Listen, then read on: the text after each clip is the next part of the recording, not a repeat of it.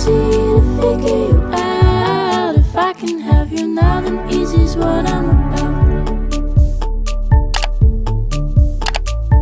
I think you might be the wrong person. Assalamualaikum warahmatullahi wabarakatuh. Shalom, Om Swastiastu, Namo Buddhaya, salam kebajikan dan salam sejahtera bagi kita semua. Nama saya Hasna Alia Halimatus Ghaniyah dengan NIM 205-130-111-008, Fakultas Teknologi Pertanian, Program Studi Teknik Industri Pertanian, Universitas Brawijaya. Agroindustri adalah kegiatan pemanfaatan dan pengolahan dari hasil pertanian maupun pertambangan sebagai bahan bakunya, dengan merancang atau merencanakan dan menyediakan segala kebutuhan untuk menjalankan kegiatan tersebut. Namun, saya akan menjelaskan terutama pada agroindustri hasil pertanian. Banyak sekali hasil pertanian di Indonesia yang tentu dapat dimanfaatkan dan diolah.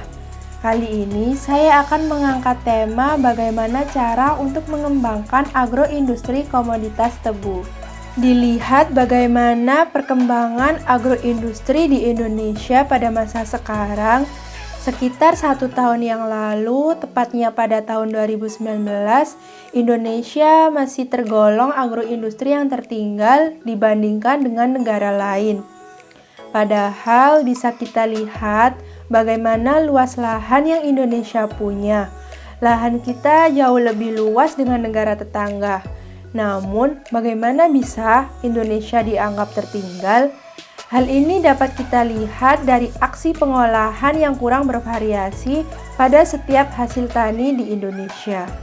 Mengingat jenis industri pertanian yang dapat dikembangkan di pedesaan sangat banyak, maka perlu diprioritaskan pertumbuhan agroindustri yang mampu menangkap efek ganda yang tinggi baik bagi kepentingan pembangunan nasional, pembangunan pedesaan khususnya, maupun bagi perekonomian daerah pada umumnya. Ada 4 faktor yang mempengaruhi berhasilnya pembangunan agroindustri yang berkelanjutan.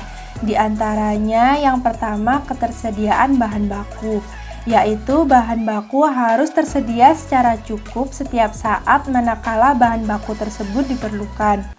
2. Perubahan preferensi konsumen yang berarti aspek konsumsi khususnya bersamaan dengan berkembangnya dinamika permintaan pasar, baik pasar individu, rumah tangga, ataupun pasar institusi, baik pasar dalam negeri maupun pasar luar negeri.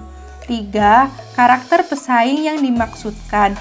Karena seringnya ditemukan perusahaan agroindustri yang kurang memperhatikan kekuatan dan kelemahan para pesaingnya, sehingga dengan demikian perusahaan tersebut kurang dapat berkembang seperti yang diharapkan.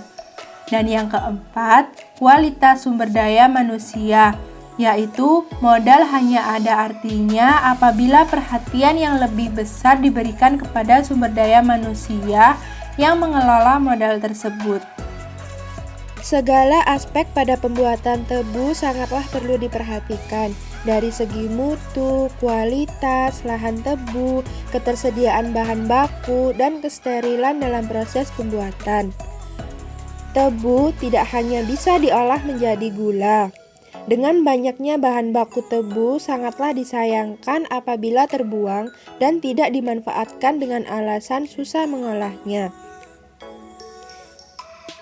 Ketersediaan bahan baku tebu bisa diolah menjadi minuman tebu dan juga sayur olahan dari tebu yang kemudian dapat dijual.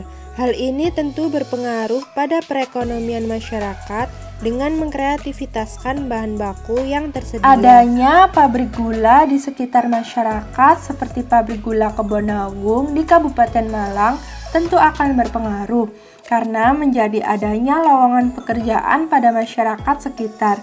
Dan dengan melimpahnya hasil tebu di Indonesia, seharusnya juga dapat bermanfaat bagi masyarakat.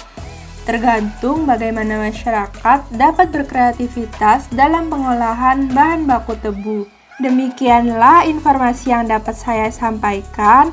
Kurang dan lebihnya saya memohon maaf. Terima kasih atas perhatiannya. Wassalamualaikum warahmatullahi wabarakatuh.